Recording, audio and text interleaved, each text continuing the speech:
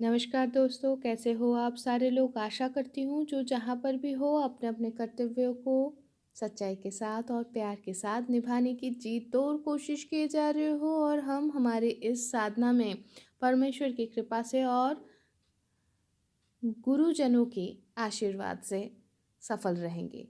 इसी शुभकामना के साथ चलिए उपनिषद अखंड संस्करण हरक प्रकाशनी से प्रकाशित इस किताब से कठोपनिषद के आगामी जो मंत्र हैं वो हम पढ़ लेते हैं, वो हम जान लेते हैं। इस किताब की अनुवाद और संपादना किए हैं अतुल चंद्र सेन, सीतानाथ तत्भूषण और महेश चंद्र घोष महाशय। तो इस किताब से हम कठोपनिषद पढ़ रहे हैं। कठोपनिषद को भी शुरू करने से पहले पहले हमारे मन को शांत करने की आवश्यकता है। तो चलिए शुरू करते हैं शांति पाठ से। ओम सह नावधतु सह नौ भुनक्तु सह वीर्यं करवावहै तेजस्वी नावधितमस्तु मा विद्विषावहै। ओम शांति शांति शांति। आचार्य और शिष्य हम दोनों को ही ब्रह्म तुल्य रूप से रक्षा करें। ब्रह्म हमारे उभय को ही विद्या फल तुल्य भाव से भोग करवाएं। हमारे उभय को ही समभाव से विद्या लाभ के उपयुक्त वीर्य सामर्थ्य अर्जन करने की सामर्थ्य दें, ताकि हम समभाव से विद्या अर्जन कर पाए। हमारे अध्ययन वीर्यशाली हो, यानी कि हमारी जो लब्ध विद्या है वो सफल हो। हम परस्पर को विद्वेष ना करें। हमारे आध्यात्मिक, आधिदैविक और आधि भौतिक ये त्रिविध विघ्न का शांति हो। इसी शुभकामना, इसी प्रार्थना के साथ चलिए एक बार फिर से याद कर लेते हैं अभी तक हम कठोपनिषद का जहाँ तक हम जानते थे या पढ़े हैं। उसन ह वै बाजस्रवश सर्ववेद संददौ तस्य ह नचिकेता नाम पुत्रास तं ह कुमारं सन्तं दक्षिणासु नियमानासु श्रद्धा विवेश सो अमन्नत। पितोदका जगद्धत्रिणा दुग्धदोहा निरिन्द्रियाः अनन्दा नाम ते लोकास्तान् स गच्छति ता ददत्। स होवाच पितरं तत कस्मै मां दास्यसीति। द्वितीयं तृतीयं तं होवाच मृतवे त्वा ददामीति। बहुनामेमि प्रथमो बहुनामेमि मध्यमः किंस्वित् चमस्य कर्तव्यं जन्मयाद्य करिष्यति। अनुपश्य यथा पूर्वे प्रतिपश्य तथा परे सस्यमिवमर्त्यः पच्यते सस्यमिवा जायते पुनः। वैश्वानरः प्रतिशत तिथिर्ब्राह्मणो गृहान् तस्यैतां शान्तिं कुर्वन्ति हर वैवस्वतोदकम्। आशा प्रतीक्षे संगतं सुनृताञ्च इष्टापूर्ते पुत्रपशुंश्च सर्वान् एतत् वृङ्क्ते पुरुषस्याल्पमेधसो यस्यानश्नन् वसति ब्राह्मणो गृहे। तीसरो रात्रिर्जदबातशीर्गृहे मे अस्नन् ब्रह्मन्नतिथिर्नमस्यः। नमस्ते अस्तु ब्रह्मन् स्वस्ति मे अस्तु तस्मात् प्रति त्रीन् वरान् वृणीष्व। शान्तसंकल्पः सुमना यथा स्यात् वीतमनुर्गौतमो माभिमृतो तत्प्रसृष्टं माभिवदेत् प्रतीत एतत् त्रयाणां प्रथमं वरं वृणे। यथा पुरुस्ताद् भविता प्रतीत औद्दालकीरारुणिर्मत्प्रसृष्टः सुखं रात्रिः सहिता वीतमनुस्त्वं ददृशिवान् मृत्युमुखात् प्रमुक्तम्। स्वर्गे लोके न भयं किंच नास्ति न तत्र त्वं न जरया बिभेति। उभे तीर्त्वा असानाया पिपासे शोकातिगो मोदते स्वर्गलोके स तमग्निं स्वर्गमध्येषि मृत्यो प्रब्रूहि त्वं श्रद्दधानाय मज्झं स्वर्गलोका अमृतत्वं भजन्त एतत् द्वितीयेन वृणे वरेण। यहाँ तक हम जान चुके हैं कि बाजस्रवस मुनि विश्वजित यज्ञ के लिए अपना सर्वस्व दान किए थे और इसी दान हेतु उन्होंने जो गायों को लाए थे उनका शीर्ण काया देखकर नचिकेता ये सोच में पड़ गए थे कि इस दान से बाजस्रवस मुनि जो उनके पिताजी हैं उनका ऊर्ध्वगमन को छोड़ अधोगति हो जाएगा। और अधोगति कौन से लोक में? अनंद नाम के एक बहुत ही आनंदहीन ऐसा एक लोक में उनका अधोगमन हो जाएगा। और इसी चिंता से वो अपने पिताजी को बार बार पूछने लगे कि पिताजी आप मुझे किसको दान किए हैं। तो पिताजी बालहट के सामने, उनको लगा बालहट, वो गुस्से में आके बोल दिए तुम्हें मैंने यम को दान किया। ये जहाँ तक सुने कि यम को दान किए तो उनको नचिकेता को लगा कि मैं ऐसा कौन हूँ, मैं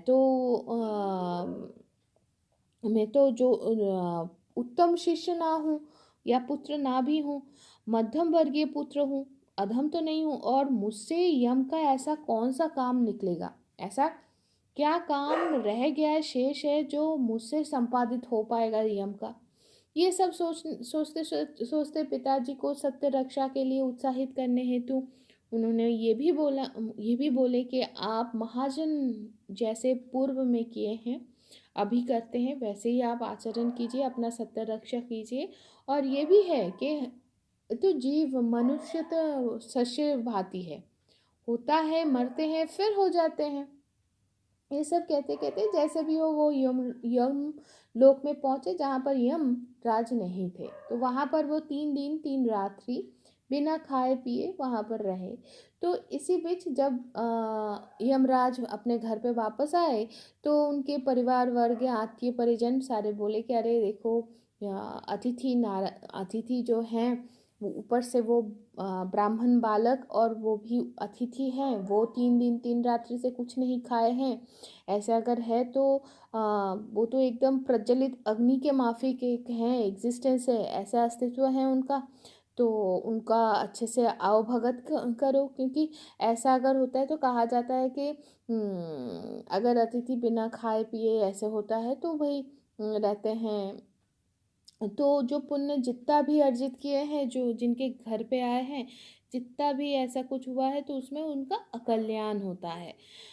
तो ये सब सुन के यमराज उनका अतिथि सत्कार किए और फिर तुरंत ही बोल दिए कि आप तो मेरे प्रणम में हैं, मैं आपको प्रणाम करता हूँ और मेरा मंगल हो। मतलब वो उनको जो चिंता थी वो उसको दूर करके ये भी बोल दिए कि आप तो 3 दिन 3 रात्रि कुछ खाए पिए नहीं हैं, तो मैं आपको 3 वर देना चाहता हूँ, आप मुझसे मांगिए।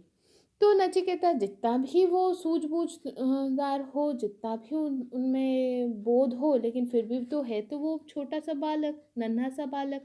तो उनको ये चिंता खाई जा रही थी, ये खाया जा रहा था कि पिताजी तो गुस्से में आके मुझे यहाँ पर भेज दिए, ज़रूर वो बहुत ही दुश्चिंता कर रहे होंगे। ऊपर से जब मैं वापस जाऊँगा तो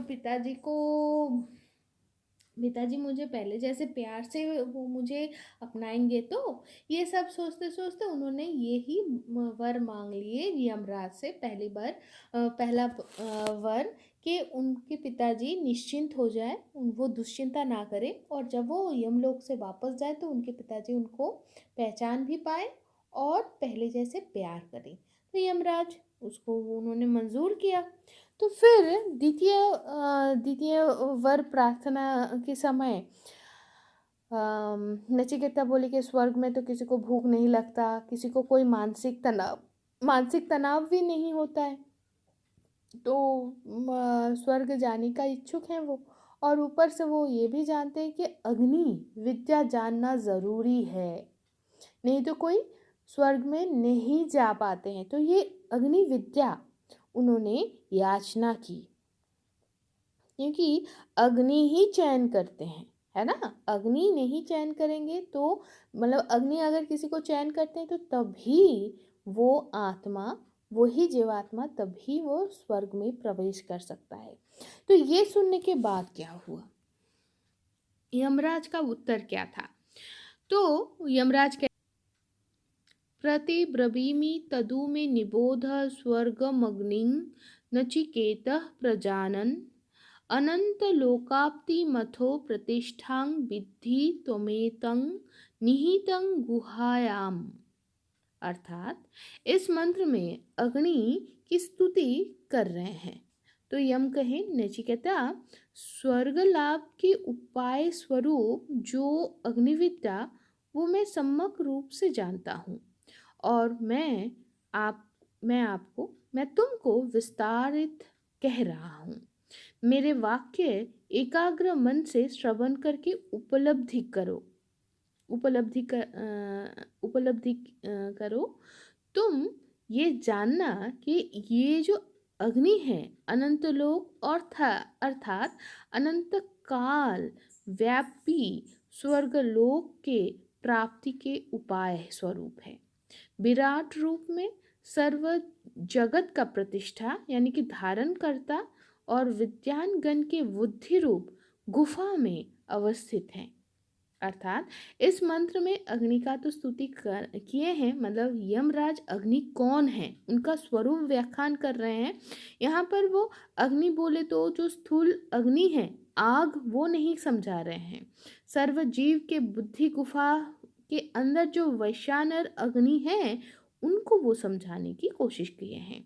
जब इस अग्नि विद्या विषयक सम्यक रूप से अवगत थे, क्योंकि इस अग्नि के उपासना द्वारा ही वे लोक में यम के पद में अधिष्ठित हुए हैं।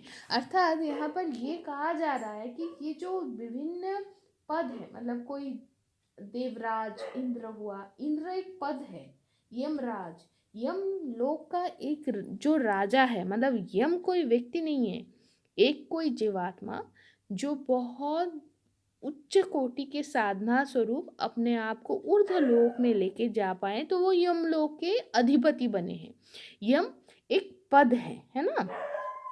तो इसीलिए ऐसे ही अग्नि की उपासना द्वारा ही वर्तमान का जो यमराज है वो यम पद में अधिष्ठित हुए हैं। इसीलिए वे अग्नि की स्तुति कर रहे हैं।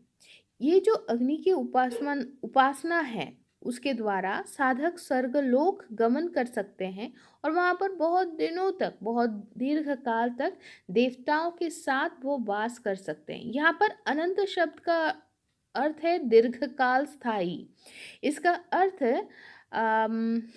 ऐसे इसलिए बोला जा रहा है क्योंकि देवता के भी अस्तित्व चिरस्थायी नहीं है, क्योंकि वो सारे पद हैं, राइट, है ना। अग्नि ही प्रथम जात शरीरी या विराट पुरुष है। यहाँ से ही जगत का उत्पत्ति है। इसीलिए इस अग्नि को जगत के प्रतिष्ठा या आश्रय एवं सर्वलोक के आदि स्वरूप बोला गया है। ये जो विराट रूपी अग्नि साधारण लोगों की साधारण बुद्धि से सहज बोध नहीं है, क्योंकि हमें क्या लग रहा है, आग है ना। ये चक्षु या बाकी जो इंद्रिय हैं उनसे ग्राह्य नहीं है, एवं मन से भी, मन की किसी वृत्ति द्वारा भी इसको समझा नहीं जा सकता है। हम अगर ईशोपनिषद को थोड़ा याद करें, या उसके बाद जो हमने पढ़ा है, 2 उपनिषद हम पढ़ चुके हैं, है ना। तो वहाँ पर हमने क्या देखा है कि जो आत्मा है, परमात्मा है या जो ब्रह्म है, उसको हम पकड़ नहीं सकते, है ना। मन या इंद्रिय के भी वो परे हैं। तो वैसे ही कुछ लग रहा है ना। तो धीरे धीरे जितना हम आगे बढ़ेंगे उतना ज़्यादा स्पष्ट होगा। यहाँ पर अग्नि को कैसे, वैश्वानर जो अग्नि है इसको कैसे प्रतीत किया गया है। तो ये भी कहा जा रहा है कि ज्ञानी लोगों की जो बुद्धि है, बुद्धि रूप जो गुफा है, उसके अंदर अर्थात ये अवस्थित है, अर्थात ज्ञानवान जो लोग हैं उनकी जो निर्बल बुद्धि द्वारा ही इस अग्नि के जो तत्व है उसको सम्यक रूप से कोई उपलब्धि कर सकते हैं। इस श्लोक के व्याख्या के प्रसंग में उपाध्याय गौर गोविंद ये कह रहे हैं कि यहाँ पर जो पार्थिव वैदिक अग्नि को केवल मात्र अक्षय लोक प्राप्ति के साधन बोलकर उल्लेख किया नहीं गया है, परंतु परंतु सर्वलोक के आश्रय बोलकर उपस्थित करवाया गया है। यहाँ पर वैदिक से वैदांतिक ज्ञान का आरोहण सर्वथा सिद्ध हुआ है, ये कथन नहीं कह सकते हम, लेकिन जब ये कहा गया कि अग्नि हृदय में निहित, तभी वेद से वेदांत का प्रवेश या अनुप्रवेश हुआ है। क्योंकि बाहर से अंतर मतलब बाहर से अंदर प्रवेश ही तो वेदांत का पंथा है। मतलब वेद जहाँ पर हम बहुत ही डायरेक्ट मतलब एकदम सीधे सीधे देख रहे हैं, इंद्र का उपासना हो रहा है, विष्णु का उपासना हो रहा है, जैसे ऋग्वेद में हम देखते हैं। तो यहाँ पर वैसा नहीं, यहाँ पर वो जो प्रतिभू है, वो जो देवताओं का उपासना किए जा रहे हैं या अग्नि का ही उपासना किए जा रहा है, मतलब क्या है उसका अंतर्निहित सारांश क्या है? सारांश ये है कहीं ना कहीं जो ब्रह्म है वहाँ तक तो पहुँचना पड़ेगा। तो ये जहाँ तक ये अंतर्निहित ये कहा जा रहा है कि वो सब कुछ है ना, सबके आधार स्थल है। मोटा मोटा जो अग्नि दिख रहा है वो अग्नि नहीं, हम वैश्वानर अग्नि के बारे में बात कर रहे हैं। तो वहाँ पर हम वेदांत का जो पंथा है, आलोचना आलोचना या आत्मविश्लेषण सही रहेगा, आत्मविश्लेषण के बारे में बोला जा रहा है।